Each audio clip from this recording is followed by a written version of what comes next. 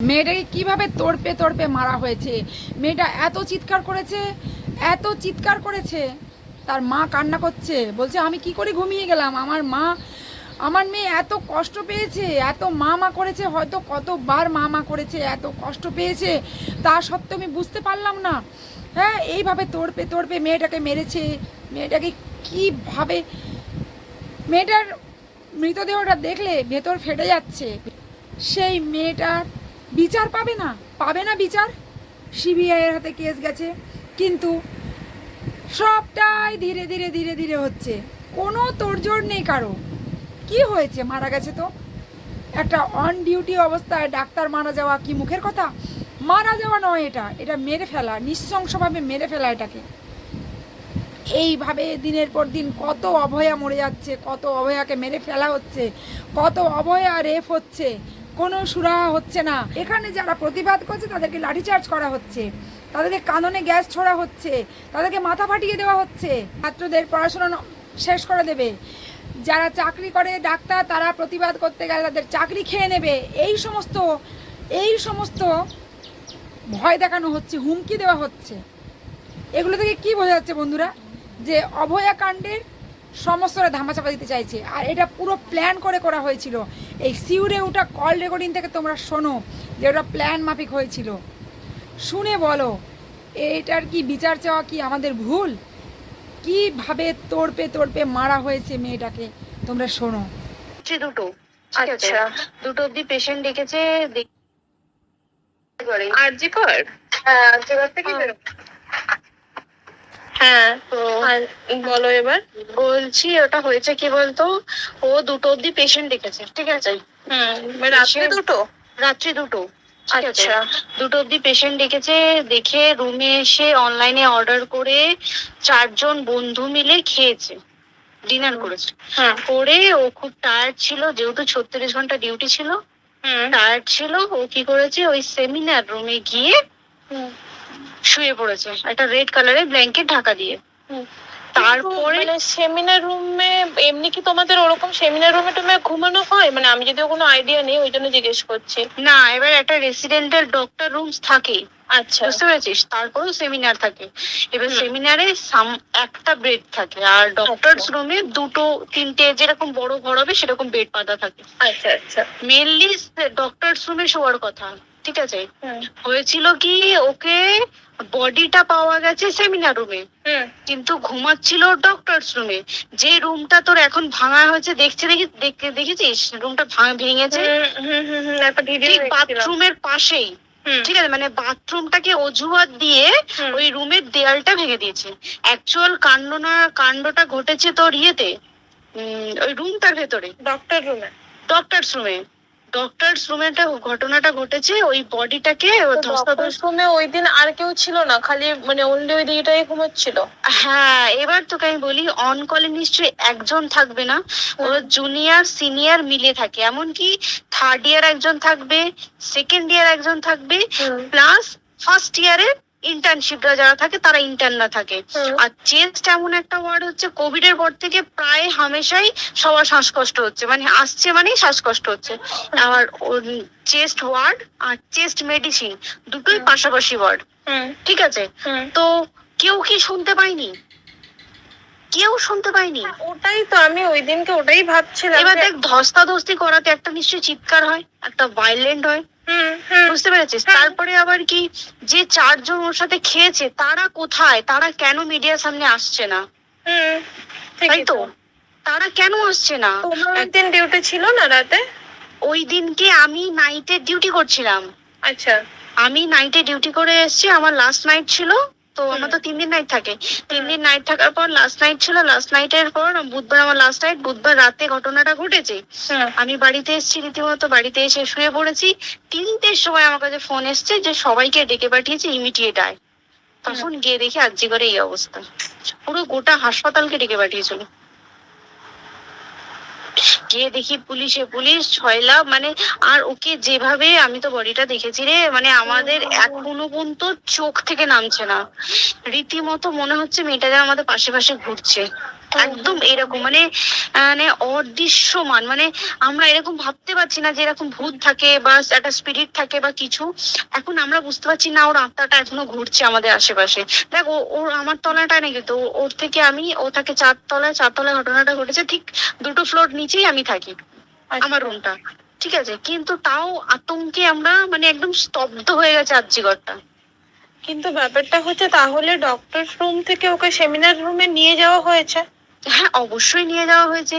এবার দেখ নিয়ে যাওয়া হয়েছে, ওকে যেভাবে মারা হয়েছে এটা একার পক্ষে অসম্ভব, ইম্পসিবল। পুরোপুরি গ্যাং রেপ ছাড়া কোনো কিছু নয়। আর শুধুমাত্র রেপ নয়, রেপ হলো, করলো, ছেড়ে দিল, ঠিক আছে, ওকে রীতিমতো মার্ডার করেছে। মানে মানে হিসেব মতো যা বুঝছি মানে তোমার কথাতে, হ্যাঁ। ওটা হচ্ছে ওর ওই বন্ধু বান্ধব মেয়েতে জড়িত। এক্স্যাক্টলি, হয় ওর বন্ধু বান্ধব কেউ, ঠিক আছে, মানে 4জনের মধ্যে কেউ, আইদার ওকে এমন কিছু করতে বলতে। এক বড় বড় কোম্পানিতেও তো এরকম হয়, মানে হয় তুমি আমার সাথে কম্প্রোমাইজ করো, নয় তুমি চাকরি ছেড়ে চলে যাও, হয় তো।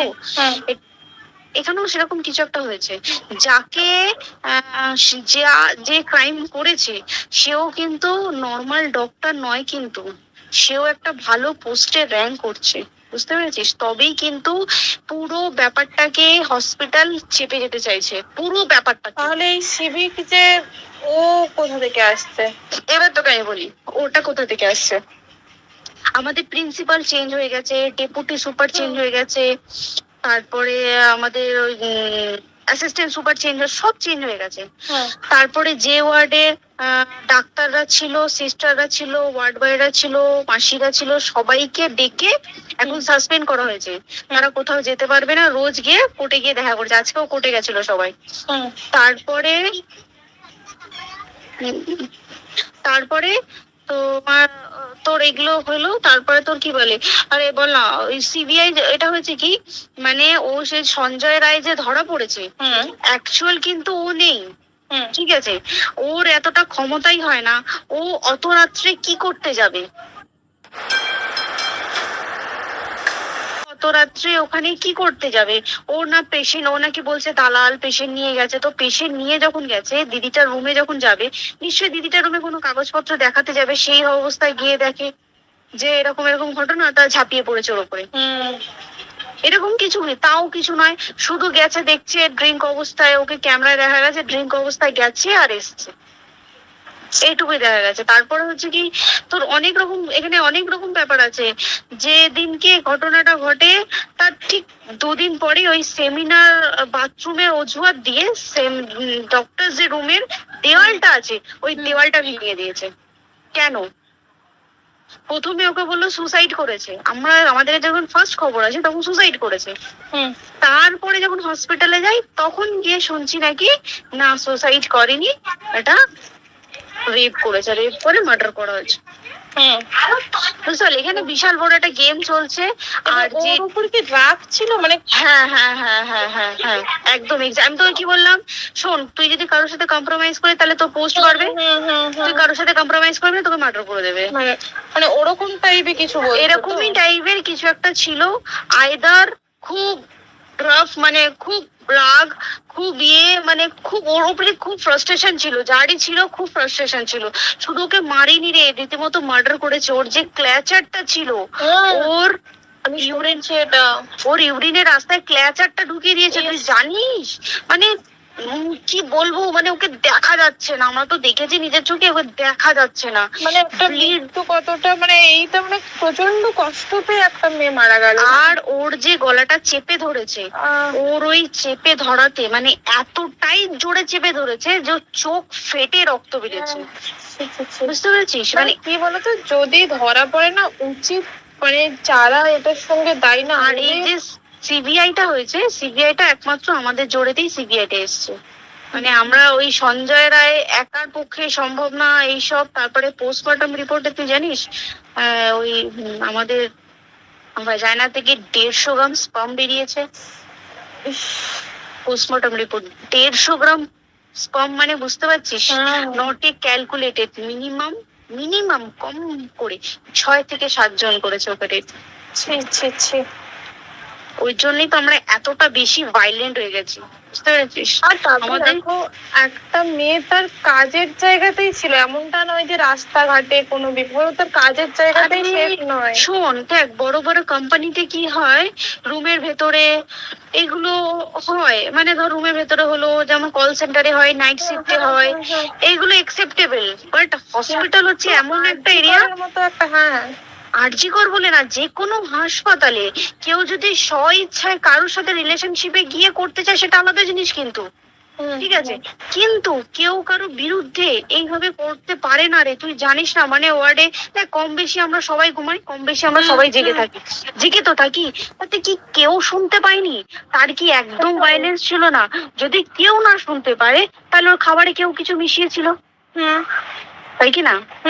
সেটাও পোস্টমর্টম রিপোর্টে মানে লিক করছে না, যে কেন খাবার ও তো খাবারটা খেয়েছিল, সেটা তো নিশ্চয়ই পেটেই ছিল, পেট থেকে তো বমি করে বের করে দেয়, সেটা তো ফরেনসিক রিপোর্টে কিছু বলবে। আর তুই জানিস না, দেনার দেন মানে ধর পোস্টমর্টম রিপোর্ট আসতে 3 দিন সময় লাগে, ও যেদিনকে মরেছে ঠিক তারপরের দিনকে বিকালবেলা পোস্টমর্টম রিপোর্ট বার করেছে, মানে বডি বার করো আর পোড়াও, 10 সেকেন্ডের মধ্যে ওর বাড়িতে নিয়ে গেছে, তারপরে বডি পুড়িয়ে দিয়েছে। মানে কি বলবো, হসপিটাল, মমতা ব্যানার্জি, সবাই মানে তৃণমূল প্রত্যেক সবাই এটাকে পুরোটাই কেসটাকে চাপা দিতে চাইছে, পুরোটা। তবে তুই ভাব, যে মানুষটাকে এত ক্ষতবিক্ষত ভাবে মেরেছে, তাকে অভিষেক ব্যানার রেপ কি কলকাতায় প্রথম হলো? নয়, বিভিন্ন জায়গায় বিভিন্ন ভাবে রেপ হয়েছে, ধরা পড়েছে, ফাঁসি হয়েছে কি জেল হয়েছে। অভিষেক বন্দ্যোপাধ্যায় কেন বললো জাস্ট তোর কি বলে এনকাউন্টার করতে? মানে কি, সঞ্জয়কে যদি এনকাউন্টার করে পুরো কেসটা চাপা পড়ে যাবে, একদম স্টুডেন্টরা ঠান্ডা হয়ে যাবে, আর আমরা সেটা মানবো না, আমরা সেটা হতেই দেব না। তাতে যদি চাকরি মানে আরজিকরটাকে সিল করতে হয়, তাতেও আমরা রাজি আছি, সিল করে দেওয়া হোক, আরজিকর সিল করে দেবে মনে হচ্ছে যদি ঠিকঠাক ভাবে। এবার ওই জন্য আমাদের দাবিতে সিবিআই এসছে। এবার তুই একটা কথা বল, যখন দেখতে পাচ্ছে মমতা ব্যানার্জি যে কলকাতা পুলিশ আমাদের জন্য কিছু করতে পারছে না, আমরা কিছু মানতে পারছি না, 7 দিন ধরে বার করতে পারছে না, তাহলে সেটা 2-3 দিনের মধ্যে কেন হ্যান্ড ওভার করে দিল না? তাই কি না? তারপরে দেখ, পিডব্লিউডি একটা লো পোস্টের মানুষ, মানে যারা ভাঙচুর করে, মানে সিমেন্টে যারা কাজ করে, তাদেরকে পিডব্লিউডি বলে। এবার পিডব্লিউডি নিশ্চয়ই হায়ার অথরিটি থেকে অর্ডার এসছে, তবেই ওরা গিয়ে ভেঙেছে। ওরা নিশ্চয় পাগল নয় দুম করে গিয়ে কোনো গভর্নমেন্ট প্রপার্টি ভেঙে দেবে। অর্ডারটা কে পাস করলো যে এখনই চেস্ট ওয়ার্ডটাকে ভাঙতে হলো? সিবিআই আসা পর্যন্ত অপেক্ষা করতে পারতো। কারণ আজকে অত বড় বিক্ষোভ হবার কারণ কি হচ্ছে? একটাই কারণ, যে মেয়েটি মারা গেছে, ঠিক আছে, কিন্তু তাকে এত বেশি মলেস্ট করে, এত বেশি রেপ করে বেশি ওকে মেরেছে, তার কি কোনো প্রতিবাদ নেই? তুই কোথায় সেভ পাবি তুই আমাকে বল? তুই ধর চাকরি ছেড়ে, আজকে সরকারি চাকরি ছেড়ে তুই প্রাইভেটে যাই, প্রাইভেটও তো তাই একই অবস্থা, একদম প্রাইভেটেও একই অবস্থা। তুই কোনো চায়ের দোকান খুলে বসবি, অনারশিপে তুই বসলেও তাও এসে তো হাজার ছেলেরা থাকে, হাজার ছেলেরা টিস করে, তুই কোথায় কি করবি? তাহলে আমাদের সেফটি কোথায়? আমাদের মুখ্যমন্ত্রী মমতা ব্যানার্জি, সে একটা লেডি হয়ে তাহলে আমাদের কি সেফটি দিয়েছে? আমাদের কি লক্ষ্মী ভান্ডার দিলে প্রবলেম সলভ? পুরো মাসের আমাদের কি সব খরচা চলে যায় লক্ষ্মী ভান্ডারে? জানি না, আই ডোন্ট নো। মানে আমরা প্রচুর খেপে আছি, প্রচুর। মানে এর বিচার না চাওয়া পর্যন্ত তুই ভেবে চল কি এটা সলভ হবে না। আমরা বিচার নিয়ে আমি 2 দিন ধরেই ভাবছিলাম তোমাকে ফোন করবো, কিন্তু মানে এটা ওটাতে হয়ে উঠছে না। আর তোমাকে তো আমি ওই দিন রাতেই হোয়াটসঅ্যাপ করলাম না, এবার তখনই না আমি ব্যাপারটা অতটা বুঝতে পারিনি। আর আমার তার পরের দিনই ভোরবেলা ডিউটি, আমি সাবধানে থাকিস। হ্যাঁ, তাই তো এখন মানে তোমরাও সাবধানে থাকো সবাই। কি বলবো বল, কিছু বলার নেই। দেখ, আমাদের মধ্যবিত্ত মানুষরা আমাদের চাকরি করে খেতেই হবে, সোজা কথা, তাই কিনা বল? বাবা এত পুঁজি নেই যে বসে বসে খাবো, ঠিক আছে? সেই মেন্টালিটিও নেই, যদিও থাকে মেন্টালিটিও নেই। হ্যাঁ, এবার পুঁজিতে খাবে। এবার একটা কথা তুই বল, চাকরিটা কোথায় গিয়ে করবো তুই একটা বল? কোন স্টেটে গিয়ে চাকরি করবো তুই আমাকে বল? ওই যেমন মানে এটা হয়তো আমার মা যেমন বাড়ি থেকে 7টার মধ্যে ঢুকে যাও, দিদিকে তো ধরো অনেক রাত অব্দি 9:30 10টা অব্দি ল্যাবে থাকতেই হয় না। এবার তুই কি করবি বল, কি করবি বলো তো, এখন কিছু করার আছে? দেখ ল্যাবেও তো সব ছেলেরা আছে, ছেলে আছে মেয়ে আছে, তুই কাকে বারণ করবি, তুই কাকে বিশ্বাস করছিস বল? তুই ধর কলিগদের সাথে খেতে বসেছিস, ঠিক আছে, তোর টিফিনটা যদি কেউ চাইলো তুই তাকে না দিয়ে পারবি?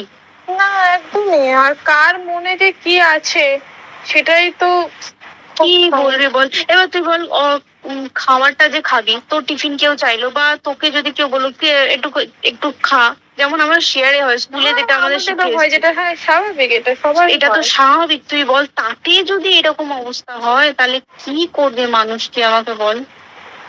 আজকেও তো তাই আমাদের দেখ না, 11টা থেকে আমাদের তোর ক্যান্ডেল দিয়ে হোয়াইট ড্রেস পরে সব শ্যামবাজারে এক করতে হবে। এখন আবার বৃষ্টি শুরু হয়েছে, কে জানে কি প্রচুর বৃষ্টি শুরু হলো, কি হবে জানি না। ঠিক আছে গো, টাটা। হ্যাঁ চল টাটা। হুম হুম হুম।